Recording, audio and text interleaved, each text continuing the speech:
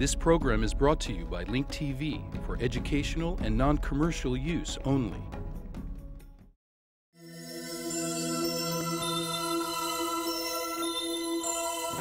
Mosaic, a daily news program from Link TV, presents a selection of news reports from independent and state-controlled broadcasters from throughout the Middle East.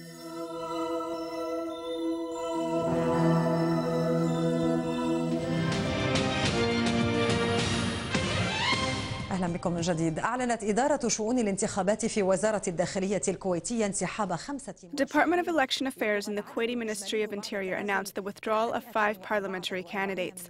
The total number of candidates remaining after this withdrawal is 344 out of an original 380. They submitted their papers just before the nomination deadline for this year's parliamentary elections. Meanwhile, the Kuwaiti Ministry of Interior devised a security plan to manage the parliamentary elections that will be held on May 17th of this year. They emphasize that the security forces will act in a civilized manner with the candidates and voters. They will also provide necessary help for people with special needs who are participating in the elections. لازمة لذوي الاحتياجات الخاصة المشاركين في الانتخابات. According to the tribes of Kuwait, the law that criminalizes unofficial primary elections is an enemy. The law deems any voting prior to the general elections as an illegal criminal act. The Interior Ministry started implementing this law. It prohibited Kuwaiti tribes from holding their primary elections, which led to clashes between the two sides. This has not happened in Kuwait for several years. I'm saddened by what's happening. As I see it now, this ruthless war was started electronically by the political parties whose aim is to discredit the government in the eyes of the tribes. This indeed happened. It did. And now the war has been launched against the tribes. And again, this is done electronically by political parties and people who want to harm the government. The tribe members witnessed severe and arbitrary harassment by members of the special forces, 70% of whom are tribal members. The tribes were not deterred by the oppression and conducted their primary elections amidst severe condemnation to this unjust law. This has never happened in the history of Kuwait since its independence and before its independence and until this day. Special forces have never been deployed in such large numbers, and tanks like they were yesterday in Jabal al-Ali and again this morning. This is unfortunate. It never happened before. They say they are implementing the law that prohibits primaries. We don't object to that. Let them implement the law. But why? And who ordered the provocation of tribal members and citizens by sending out the special forces? Why did they send them out and against whom? The sons of Kuwait? My cousin is in the special forces, and the one above him is also my cousin. Why? The last primary was held by Al-Mitra tribe. It was the largest and boldest primary and took place in plain sight. It was held after the clashes between tribal members and the Interior Ministry a few days earlier. Ra'ad Al-Mutari for Al-Madar program, Abu Dhabi, Kuwait.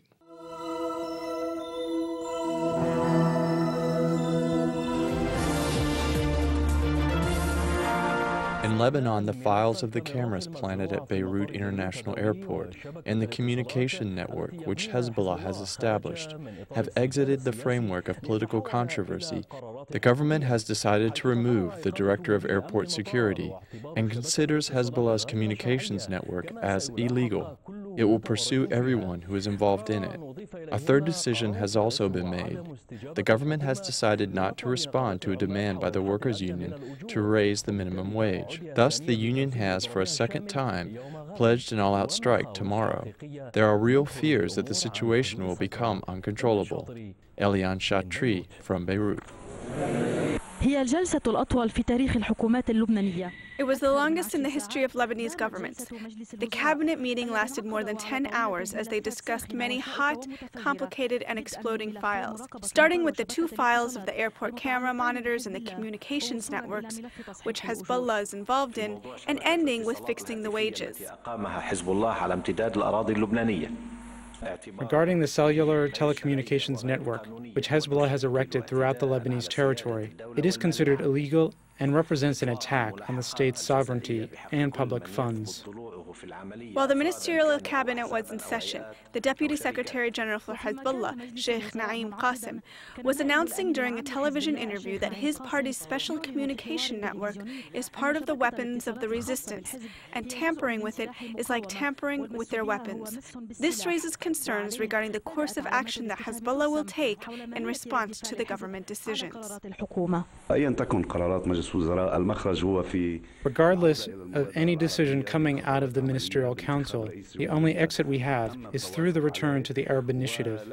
We must take practical measures and elect a president for the Republic, a president that has been approved by the cabinet. It's not difficult to announce our intentions. As far as the minimum wage is concerned, the Ministerial Council has agreed to raise it to 500,000 Lebanese liras, which means that the General Workers' Union will go ahead with its scheduled sit-in and strike tomorrow. Some observers warn that the strike may turn into a public protest due to the security and political situations, which could lead to developments that may spiral out of control. As the political crisis in the country is postponed indefinitely, after the scheduled May 19th date to elect the president was postponed, the security and living files will continue to further fuel the political deadlock, a deadlock that some fear will turn into an explosion.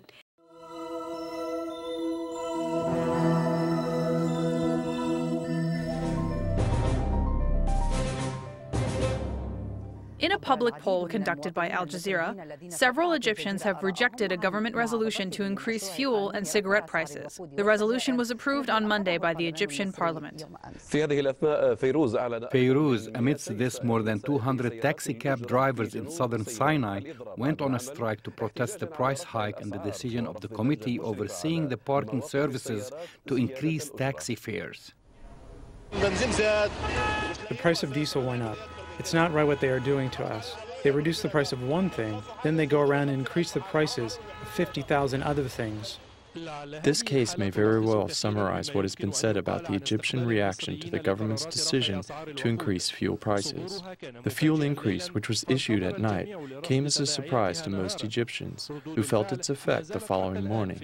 The Egyptian political blocs expressed mixed reactions. While the opposition rejected the resolution, the government defended its decision, and between the two, the Egyptian citizen is just trying to get by. Of course people are angry. Price went up by 9 Egyptian pounds per container. This comes after the price had already gone up by 6 Egyptian pounds per container. The customer comes and pays for the fuel while trying not to show his feelings, but you can tell he is worried. This price hike is a normal government procedure, and it's a fair distribution of revenues, from someone able to pay to someone in need. I was surprised by this latest decision. They told me the prices of the diesel increased. What can I do? It's not a good policy. We can't give pay raises and turn around and take it all back from the market. The pay raises were limited to the government sector. Also, you can't oblige the employers in the private sector to give pay raises to their employees. The owners of private cars, who are considered to be part of the middle class, expressed resentment toward the government decision to raise fuel prices. Less affluent Egyptians, such as those who use public transportation, the problem seems to be deeper, but strangely enough, the drivers filed a grievance before their passengers did. Yes, the fares of public transportation went up from 50 Egyptian piastres to 75 piastres. We may call for a strike. The owners of private cars want to stop working. Gas and diesel prices went up. Yesterday we couldn't find diesel for our cars. While the government resolution was an economic decision, it is carrying with it political implications. The government made a bad decision. Just before the people get a chance to spend or enjoy the additional day they received, the government took back more than 30% of it. There are problems in Egypt in making political decisions and also in implementing these decisions. The public sentiment on Egyptian streets seems unaffected by the decision to increase fuel prices. But this doesn't mean that the Egyptians are not angry, only that they are expressing themselves to those closest to them, asking, can't the government find another source of funding besides the pockets of its citizens? Al Jazeera, Al-Qahira.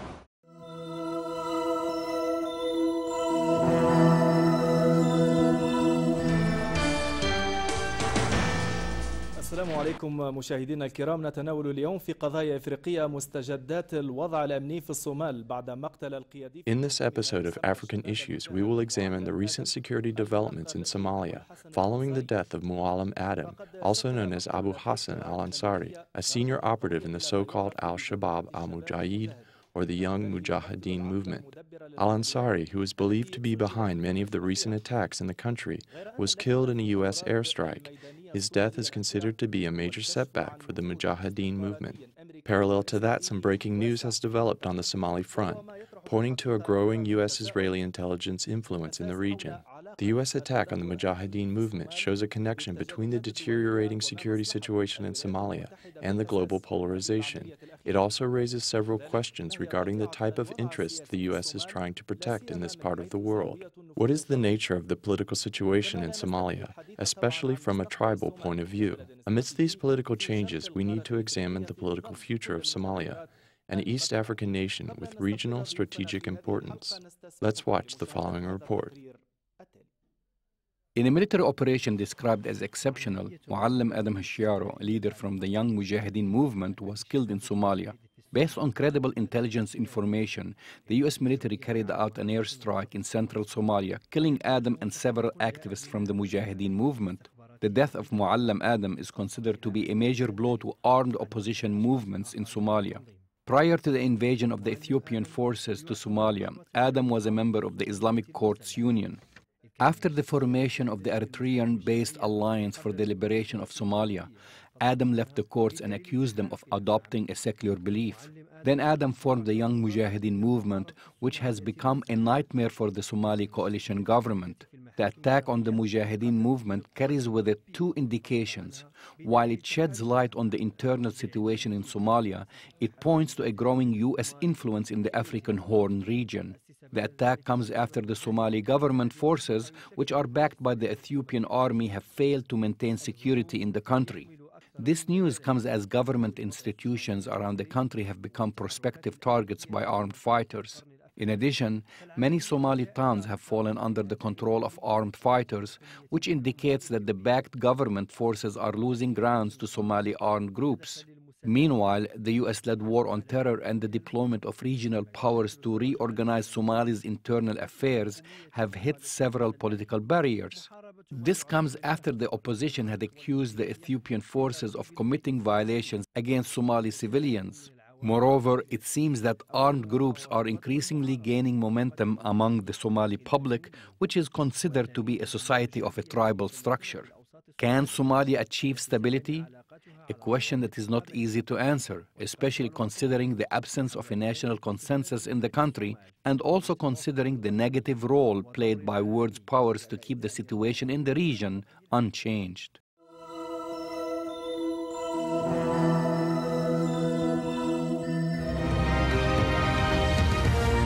Now, they were held without charge in Guantanamo Bay for years. 5 Afghan detainees were released last week from the U.S. military jail and now in an Afghan prison, and their fate still rests on the evidence they were never convicted of. Zaina Khuda reports from Kabul on their new wait for justice. 5 Afghans who were with Sami al-Hajj on the same plane are now behind these walls. They didn't receive the same reception as Sami. As they stepped out of the plane, they were taken straight into another jail. Detainees in U.S. custody, either in Guantanamo Bay or any other American prison facility, are usually transferred to Afghan custody once they are released. They are taken here to the Palliamentary prison on the outskirts of Kabul. They then will be tried in Afghan courts. This man is a relative of Haji Rohallah, one of the 5 men on Sami's flight. He visited Haji Rohallah at Palliamentary, the first time they met face-to-face in 7 years. But he has no idea when Rohallah will be set free. He is now seeking legal assistance to find out more. Talking about Guantanamo scares almost all Afghans. That is why he asked us to blur his face. If the U.S. decides to release them, then they are innocent and there is no evidence against them. He should be released without trial. Prisoners returning from Guantanamo have been charged under Afghan law with crimes ranging from treason to destruction of government property. Defendants have been sentenced to prison terms of up to 20 years. Human rights groups say this tough treatment is a new development. This procedure to take them to prison and try them in Afghan courts is so that these detainees will be prevented from seeking compensation for their illegal arrest. In the past, when they were released, they were given apology letters and sent home. At times, these ongoing trials are said to have no prosecution witnesses and no defense lawyers present when a client is interrogated. Both Afghan and U.S. human rights campaigners say these trials are based on little more than allegations by American officials. The New York-based group Human Rights First said the U.S. has turned over the prosecution of the detainees to Afghan criminal courts, but has consistently failed to provide sufficient evidence to support the allegations of criminal activity necessary for fair trials. The Supreme Court of Afghanistan oversees these cases and admits that all the evidence is prepared by U.S. authorities. But this judge told us the courts compare these allegations with facts on the ground. Abdul Rashid Rashid also dismissed claims the court proceedings are unlawful. That does not happen very often. It might be very, very rare instances. All of the judges are aware of the procedure. They are making the situation ready for a lawful and a legal trial. Perhaps when the detainee does not want a lawyer, that's up to him. They are known as Block D detainees, former Guantanamo inmates. Unlike Sami al-Hajj, Haji Ruhollah and 4 other Afghans have still not gained their freedom. Zana Khudr, Al Jazeera, Kabul.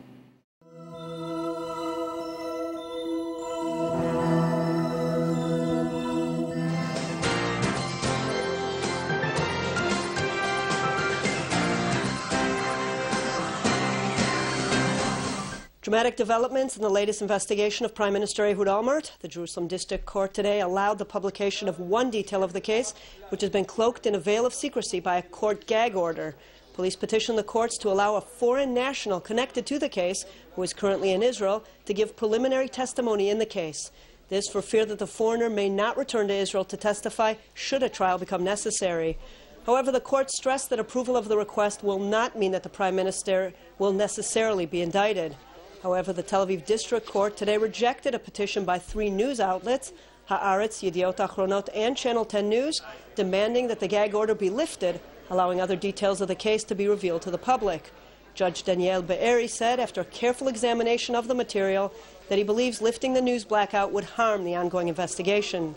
State Prosecutor Moshe Lador told reporters at a press conference today that the gag order won't be lifted before the Independence Day holiday. Lador added that the public will understand the need for the gag order in due time. Meanwhile, Prime Minister Olmert's former bureau chief, Shula Zaken, was interrogated once again by police at the national headquarters for fraud investigations. It was the 4th time this week she has been questioned about details of the case. Zaken has maintained the right to remain silent in the 3 previous interrogations. Her lawyer said today that his client was not offered to turn state's witness against Olmert. She will remain under house arrest until Friday. During an interview with Israel Radio today, Defense Minister Ehud Barak commented on the ongoing investigation, saying he sincerely hopes the suspicions against the Prime Minister prove baseless. Barak added that he has full confidence in the police and in the justice system. The Defense Minister said that he doesn't believe Olmert is unduly influenced by the investigations against him when he is dealing with matters of state, and that all diplomatic decisions come in consultation with himself and Foreign Minister Tzipi Livni. Barak, who is also chairman of the Labour Party, said all the parties must be ready at any moment for the possibility of early elections, and that when the current situation becomes clear, he will decide whether or not to call for early elections.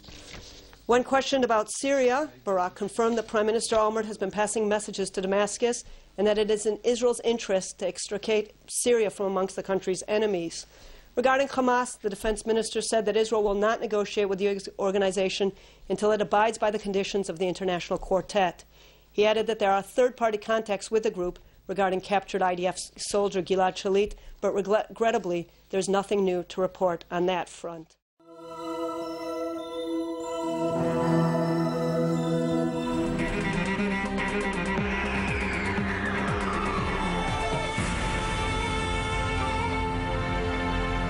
تزامنا مع الذكرى 60 لتأسيس إسرائيل والاحتفالات التي تبدأ غدا. Coinciding with the 60th anniversary of the creation of Israel and the celebrations, which will begin tomorrow on this occasion, Israel intensified its security measures in the West Bank, imposing a siege for 3 days and hindering road travel in the Palestinian areas. Israel said that it will only allow sick patients and medical teams to cross through the security barriers. The Israeli Defense Minister, Ehud Barak, rushed to write Prime Minister Ehud Olmert's political obituary. He said that he did not expect Olmert to survive a new probe opened by the police. He is studying the possibility of nominating himself as Prime Minister. Barak said that his party must be prepared for early elections following a new corruption scandal involving Israeli Prime Minister Ehud Olmert at a time when the media and political sectors in Israel are demanding that the court lift its imposed gag order on Olmert's investigative proceedings. ومن القدس معنا مراسل العربية هناك زياد حلبي. From Jerusalem we have our reporter Ziad Halabi. Ziad, can you elaborate on the security measures which are coinciding with the celebrations of the anniversary in Israel? محمود يعني ليس هناك ذكرى أو مناسبة في إسرائيل إلا وتنعكس إغلاقا شاملا ومحكما. There is never an anniversary or occasion in Israel without a total closure of the Palestinian territories. What is notable this time is that there is an intensification of the security measures, not only on the periphery of the Palestinian territories, but also inside Israeli towns, out of fear that the Palestinian factions will carry out operations or attacks. This, according to the warning which were announced by the intelligence chief in the Israeli army a few days ago. Consequently, last night, Ehud Barak, the Israeli defense minister, imposed a closure that will last until Thursday at the least. حتى يوم الخميس على أقل تقدير. بالنسبة يعني وفي بصدد الحديث عن باراك وهو. Regarding Barak's statements and his writing Olmert's political obituary, is there any basis for such talk inside of Israel? هذا الكلام له أساس محمود لأن عمليا. It does have a basis, Mahmoud, because Israel is living in a state of anticipation, as if it is waiting for a reckless storm that will hit the political landscape when all the details about Ehud Olmert and new corruption scandal will be allowed to be made public. However, Ziad, there are many scandals which have been talked about a lot, and yet nothing has resulted from them. So why now? It may be that this time, the new case has greater legal consequences in terms of presumptions and proofs, in contrast to the 4 corruption cases which you referred to and which Ehud Olmert successfully saved himself from up until now. Thus, the situation is dependent on the specific developments of this case. Will Olmert's deep involvement in this case force him to suspend his duties and resign? Will it open a succession war within the Kadima party, or perhaps all of Israel will hold early elections? In the next few days, this will be clarified when the Israeli court releases the details to the public.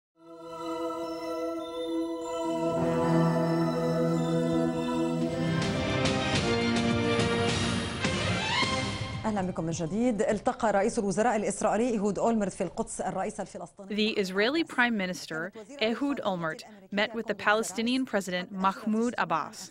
Then U.S. Secretary of State Condoleezza Rice finally held a meeting with Olmert, which lasted for an hour. Following the meeting, Rice returned to Washington. No information was released about what happened during that meeting. Rice said that she would ask Olmert to remove more checkpoints from the West Bank in order to improve the living conditions of the Palestinians. Rice said that the checkpoints that have already been removed did not improve the lives of the Palestinians in a significant way.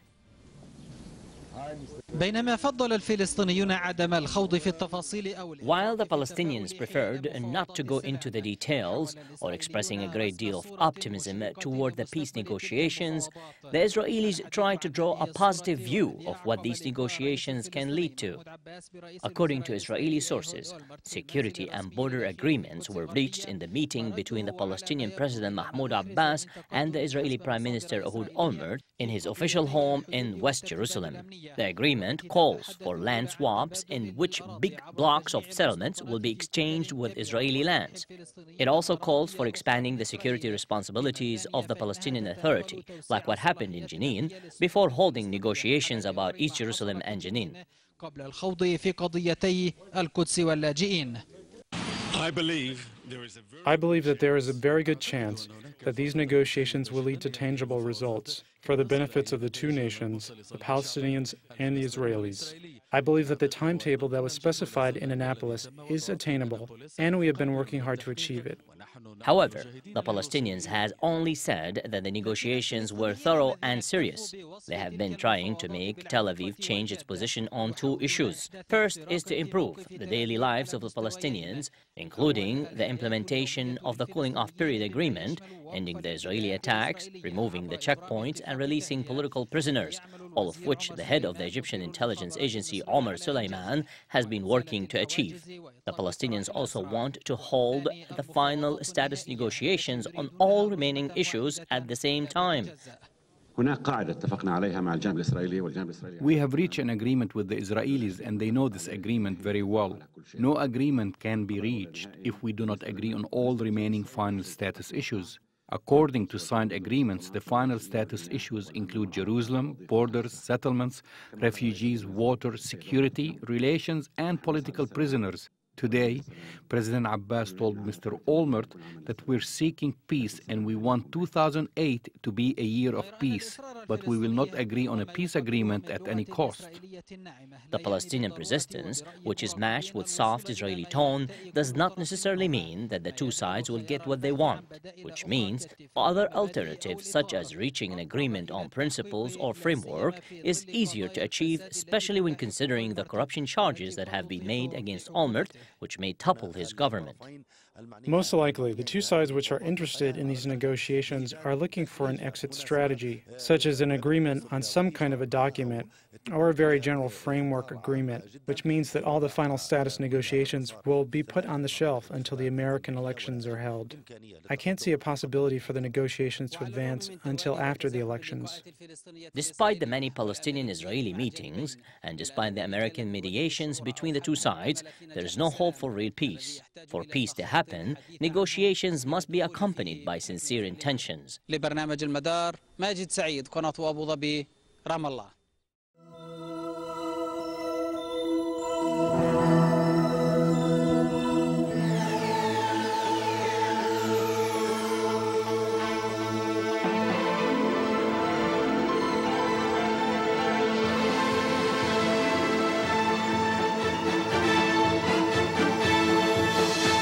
Islamic Revolution leader Ayatollah Ali Khamenei told the gathering of elites and poets in the Fars province that the Iranian nation is trying to reclaim its rightful place in world stage. The leader said that the onus is on scientific circles to help the country advance further in its march toward progress and development. Ayatollah Khamenei said a bright future lies ahead for Iran that is home to invaluable treasure of talented youths and rich natural resources. The leader added innovation is needed most to help the country climb up the peaks of glory more speedily. Ayatollah Khamenei said the past shouldn't be crossed out totally, but that it is needed to build a secure future. A federal lawsuit filed in Los Angeles reveals that employees from U.S. military contractors helped torture Iraqi civilians detained at Abu Ghraib prison 5 years ago. Lawyers working on the case say the prisoners at the notorious Baghdad jail were subjected to months of abuse as they were kept without any charges. According to the lawsuit, the prisoners were subjected to physical and mental torture, which included being shown a mock execution of their relatives, being repeatedly deprived of food and sleep, and threatened with dogs. The lawsuit is lodged against defense contractors CACI International Incorporation.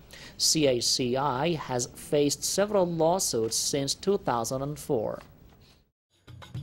Get more news about the Middle East online at linktv.org/Mosaic.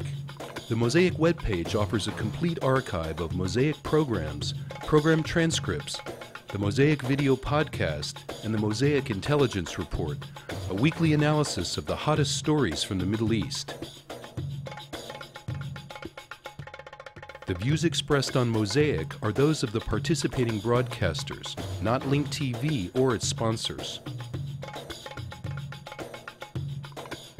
The production of Mosaic is made possible with the support of viewers like you. Thank you.